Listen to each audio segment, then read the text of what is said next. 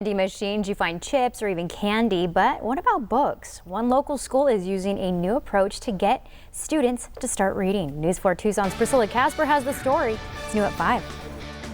From diving into the adventures of Captain Underpants to the chronicles in A Diary of a Wimpy Kid, the Book-O-Matic is offering students an exciting way to get their hands on books. Students can earn tokens based on good behavior, where they will then come up and use their token and they can get any of these books for free.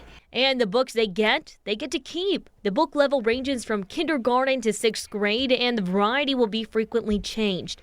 With the Andra Hart Foundation and months of planning, Tony Edelstone, a 6th grade teacher at Homer Davis Elementary School, says it's a great way to get the kids excited this school year. It's really cool to see their reactions when they come in and see it. And they originally think that they can buy books, and they're excited by that. But then when they hear that they can earn it for free, they just can't wait. The Book-O-Matic beginning to save the world one book at a time.